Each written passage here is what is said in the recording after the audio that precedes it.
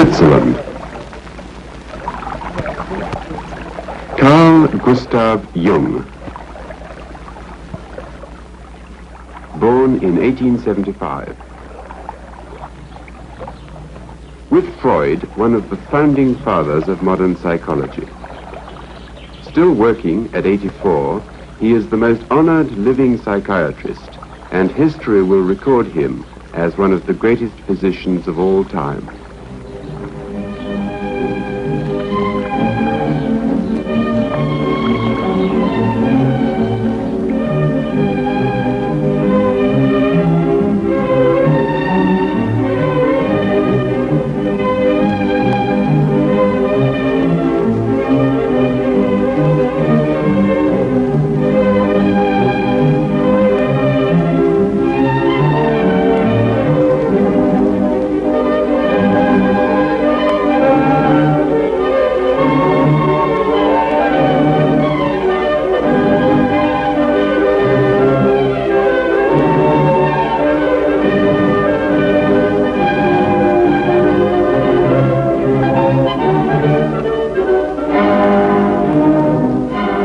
Professor Jung, how many years have you lived in this lovely house by the lake at Zurich?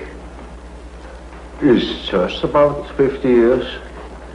Do you live here now just with your secretaries and your English housekeeper? Yes. No children or grandchildren with you? Oh, no, they don't live here, but I have plenty of them in the surroundings. Do they come to see you often? Oh, yes. How many grandchildren have you? Oh, 19. And great-grandchildren? Oh, I think 8, and I suppose one is on the way. And do you enjoy having them? Well, of course it's nice to feel such a living crowd around oneself. Are they afraid of you, do you think? I don't think so. If you would know my grandchildren, they wouldn't think so. What? They steal my things. Even my hat that belongs to me, they stole the other day. Now, can I take you back to your own childhood? Do you remember the occasion when you first felt consciousness of your own individual self? That was in my 11th year. There I suddenly, on my way to school, I stepped out of a mist. It was just as if I had been in a mist, walking in a mist, and I stepped out of it, and I knew I am. I am what I am. And then I thought, but what have I been before? And then I found that I had been in a mist, not knowing to differentiate myself from things. I was just one thing among many things. Now, was that associated with any particular episode in your life, or was it just a normal function of adolescence? Well, that's difficult to say. As far as I can remember, nothing had happened before that would explain this sudden coming to consciousness. You hadn't, for instance, been quarreling with your parents or anything? No. What memories have you of your parents? Were they strict and old-fashioned in the way they brought you up? Oh, well, you know, they belonged to the later parts of the Middle Ages. And my father was a parson in the country, and you can imagine what people were then, you know, in the 70s of the past century. They had the convictions in which people have lived since 1,800 years. How did he try to impress these convictions on you? Did he punish you, for instance? Oh, no, not at all. No, he was very liberal, and he was most tolerant, most understanding. Which did you get on with more intimately, your father or your mother? That's difficult to say. Of course, one is always more intimate with the mother. But when it comes to the personal feeling, I had a better relation to my father, who was predictable, than with my mother, who was, to me, a very problematical something. So, at any rate, fear was not an element in your relation with your father? Not at all.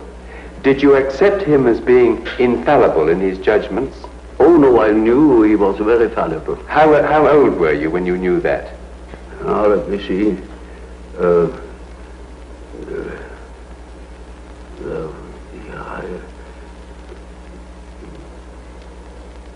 Perhaps 11 or 12 years old. It was hanging together with the fact that I knew I was. And from then on, I saw that my father was different. Yes. So the moment of self-revelation was closely connected with realizing the fallibility of your parents. Yes, one could say so. Now, what about... But I realized that I had fear of my mother, but not during the day. There she was quite known to me and predictable, but in the night I had fear of my mother. And can you remember why? Can you remember what that I have not the slightest idea why. No. What about your school days now? Were you happy at school as a schoolboy? In the beginning I was very happy to have companions, you know, because before I had been very lonely. We lived in the country and I had no brother and no sister. My sister was born very much later when I was 9 years old. And so I was used to be alone, but I missed it. I missed company. And in school it was wonderful to have company. But soon, you know, in a country school, naturally, I was far ahead. And then I began to be bored. What sort of religious upbringing did your father give you? Oh, we were Swiss Reformed. And did he make you attend church regularly? Oh, well, that was quite natural. Yes. Everybody went to church on Sunday. And did you believe in God? Oh, yes. Do you now believe in God? Now? Difficult to answer. I know. I don't need to believe. I know. Well, now, turning to the next staging point in your life, what made you decide to become a doctor? That was in the first place a merely opportunistic choice. Originally, I wanted to be an archaeologist, Assyriology, Egyptology, something of the sort. I hadn't the money. The study was too expensive. So my second love then belonged to nature, particularly zoology. And when I began my studies, I inscribed in the so-called philosophical faculty 2, that means natural sciences. But then I soon saw that the career that was before me would make a schoolmaster of me. I never thought I had any chance to get any further because we had no money at all. And then I saw that didn't suit my expectations, you know. I didn't want to become a schoolmaster. Teaching was not just what I was looking for. And so I remember that my grandfather has been a doctor, and I knew that when I was studying medicine I had a chance to study natural science and to become a doctor, and a doctor can develop, you see, he can have a practice, he can choose his scientific interests more or less. At Olivans, I would have more chance than being a schoolmaster. Also the idea of doing something useful with human beings appealed to me. And did you, when you decided to become a doctor, have difficulty in getting the training at school and in passing the exams? I particularly had a difficulty with certain teachers that didn't believe that I could write a decent thesis. I remember one case where the teacher had the habit to discuss the papers written by the pupils, and he took the best first, and he went through the whole number of the pupils, and I didn't appear, and I was badly troubled over it. And I thought, well, it is impossible that my thesis can be that bad. And when he had finished, he said, there is still one paper left over, and that is the one by Jung. That would be by far the best paper if it hadn't been copied. He has just copied it somewhere, stolen. You are a thief, Jung. And if I knew where you have stolen it, I would fling you out of school. And I got mad, and I said, this is the one thesis where I have worked the most, because the theme was interesting, in contradistinction, to other themes which are not at all interesting to me.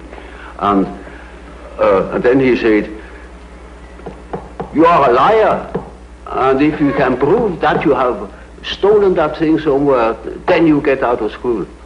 Now that was a very serious thing to me, because what else then, you see?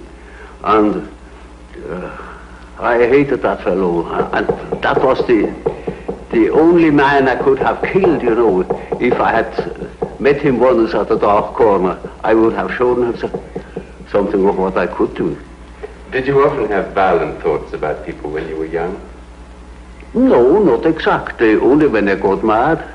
Well, then I beat them up. And did you often get mad? Not so often, but then for good. You were very strong and big, I imagine. Yes, I was pretty strong. And reared in the country with those peasant boys, it was a rough kind of life. And I would have been capable of violence, I know. I was a bit afraid of it. So I rather tried to avoid critical situations because I didn't trust myself. Once I was attacked by about 7 boys, and I got mad. And I took one and just swung him round with his legs, and beat down 4 of them. And then they were satisfied. And were there any consequences from that after? Oh, I should say yes. From then on, I was always suspected that I was at the bottom of every trouble. I was not, but they were afraid, and I was never attacked again. Well, now, when the time came that you qualified as a doctor, what made you decide to specialize in being an alienist? Yeah, that is rather an interesting point. When I had finished my studies practically, and when I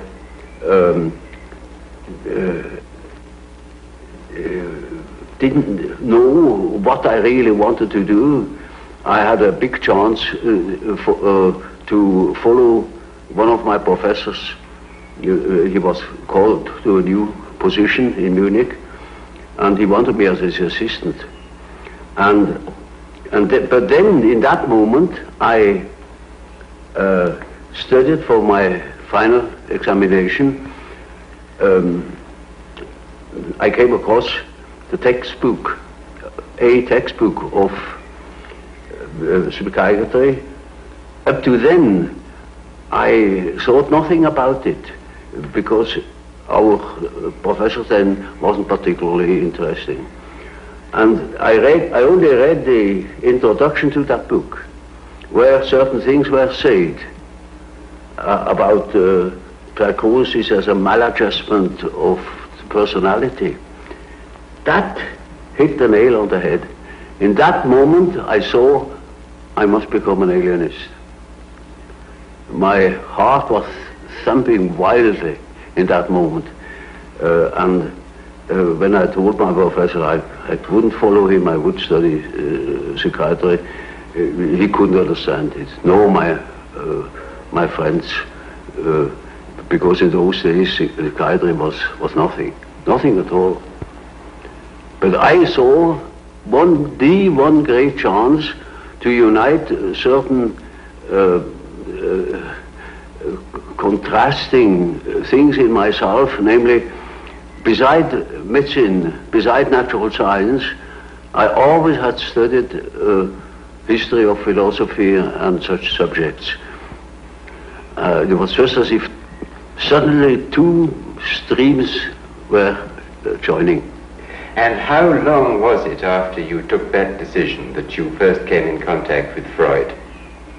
Oh, you know, that was at the end of my studies, and then it took quite a while until I met Freud. You see, I finished my studies in 1900, and I met Freud only very much later.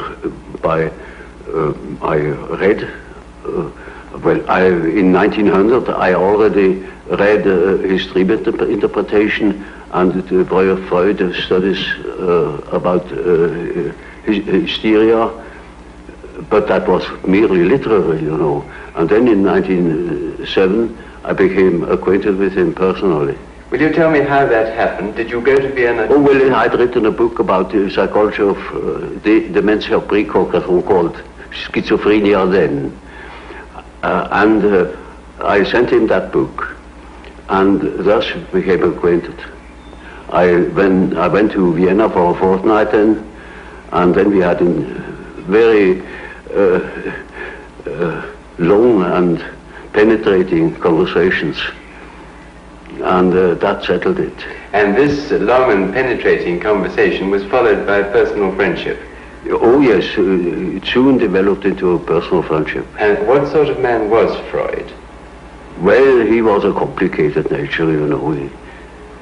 I liked him very much, but I soon discovered that when he had thought something, then it was settled, while I was doubting all along the line. And it was impossible to discuss something really of fun. You know, he had no philosophical education, particularly, you see, I was studying Kant, and I was steeped in it, and that was far from Freud. So from the very beginning there was a discrepancy. Did you in fact grow apart later, partly because of a difference in temperamental approach to experiment and proof and so on? Well, of course, there is always a temperamental difference. And his approach was naturally different from mine because his personality was different from mine. That led me into my later investigation of psychological types. There are definite attitudes. Some people are doing it in this way and other people are doing it in another typical way. And there were such differences between myself and Freud too. Do you consider that Freud's standard of proof and experimentation was less high than your own? Well, you see, that is an evaluation I'm not competent of. I am not my own history or my historiographer. With reference to certain results, I think my method has its merits. Tell me, did Freud himself ever analyze you? Oh yes, I had submitted quite a lot of my dreams to him, and so did he. And he to you, yes? Oh yes, yes. Do you remember now, at this distance of time, what were the significant features of Freud's dreams that you noted at the time? Well, that is rather indiscreet to ask. You know, there is such a thing as a professional secret. He's been dead these many years. Yes, but these regards last longer than life.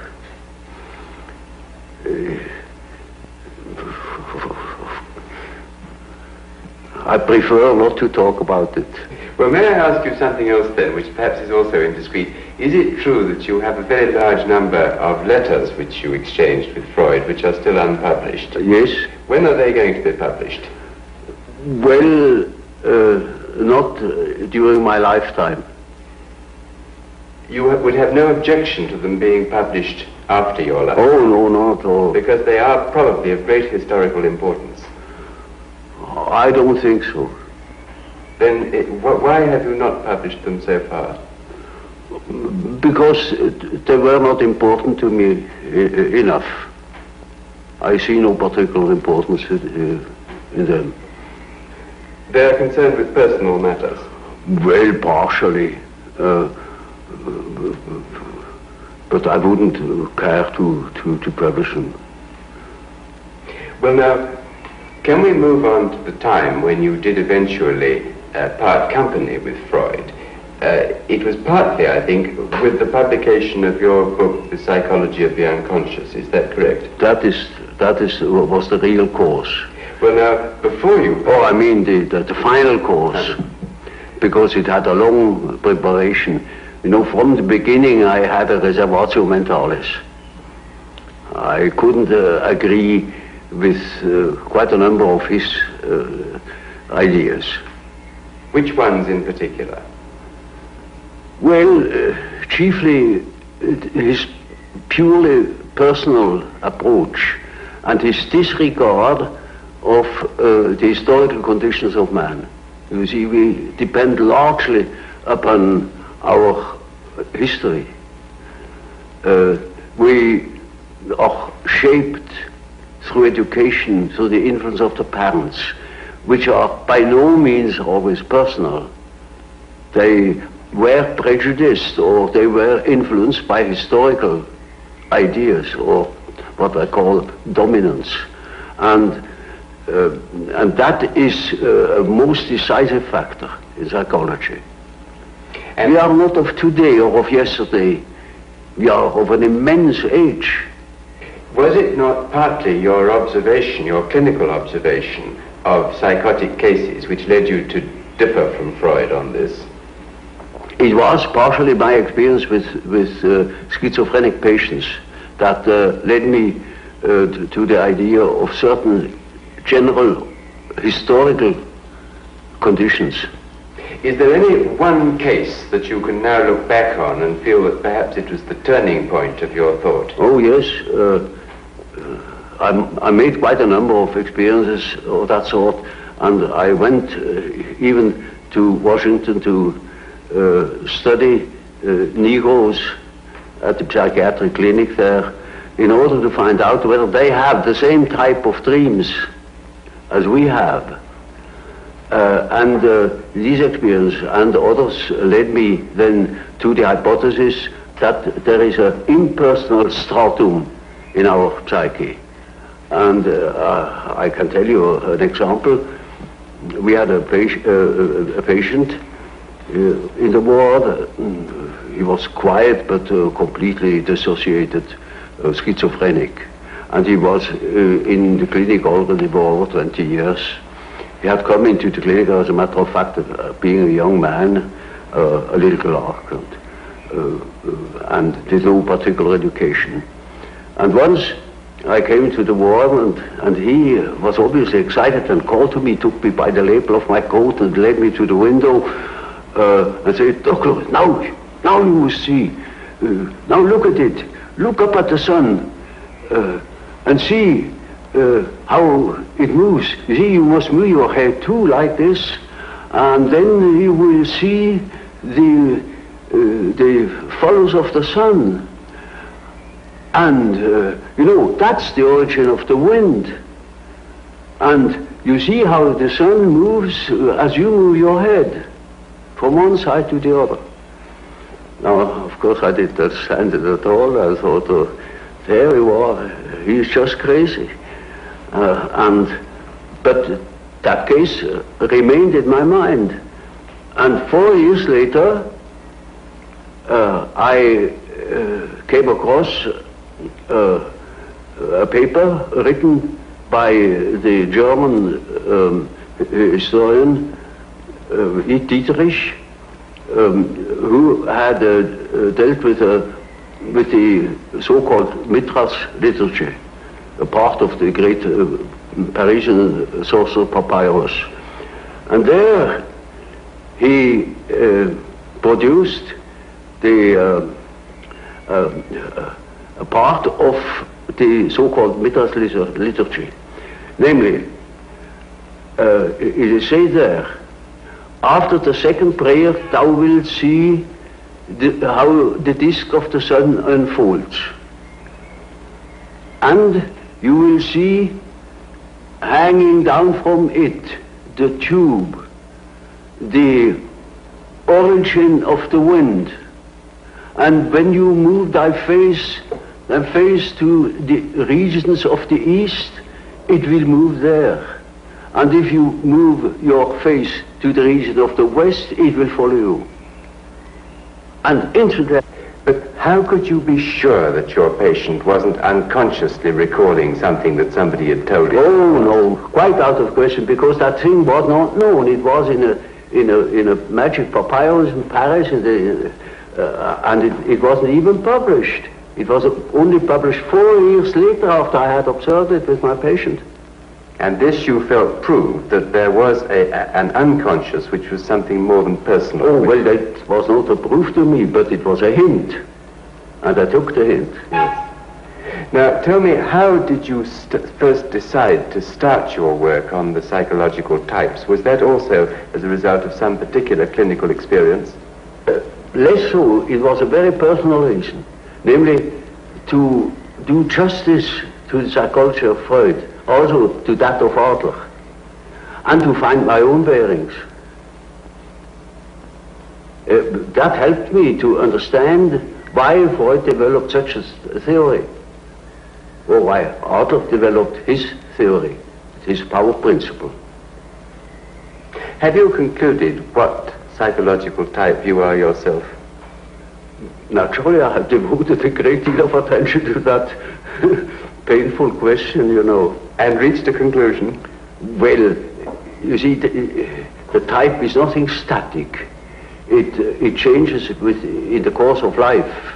But I most certainly was characterized by thinking.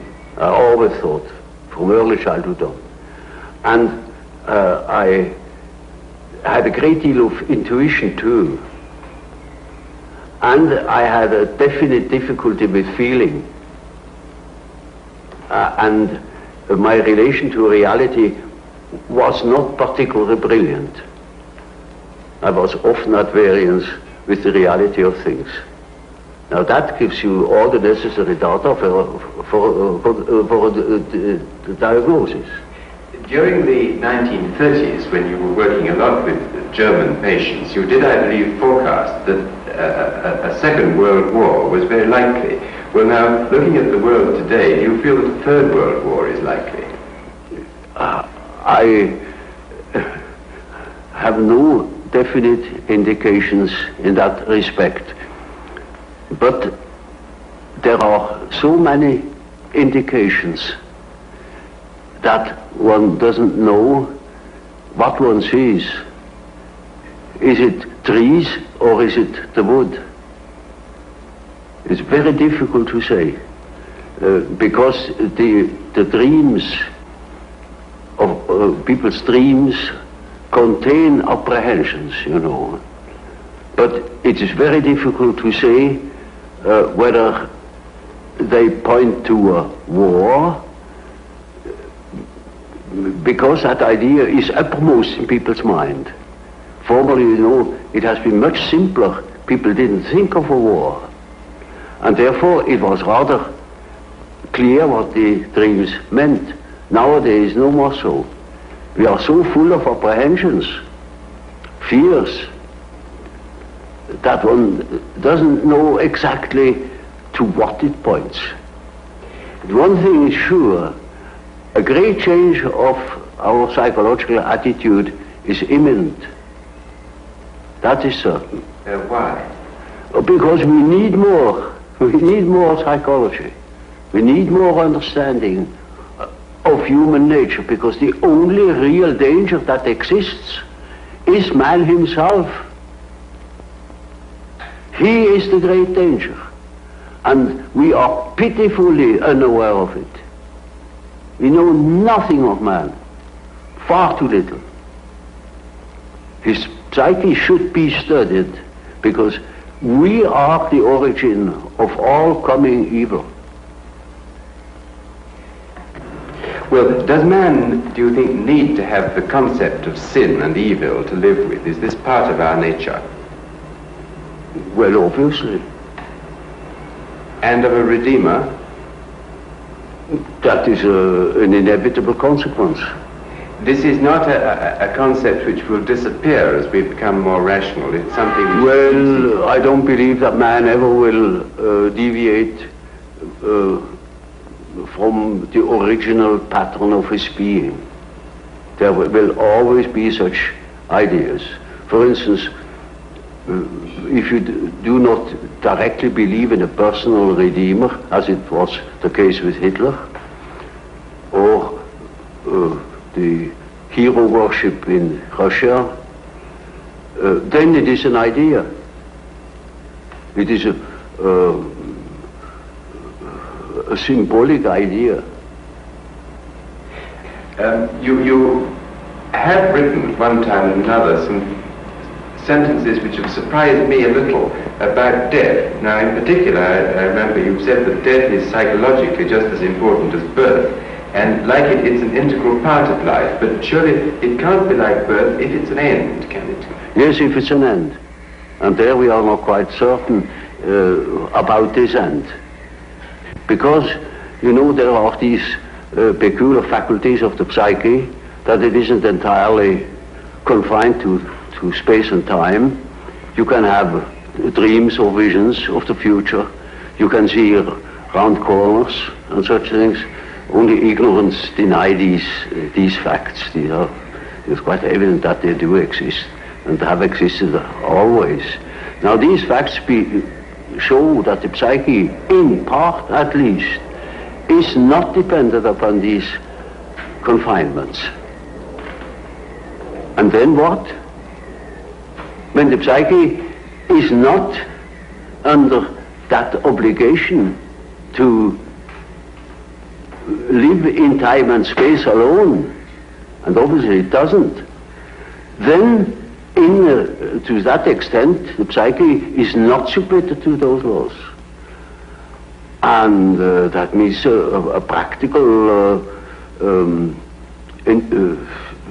continuation of life, of a sort of psychical existence beyond time and space.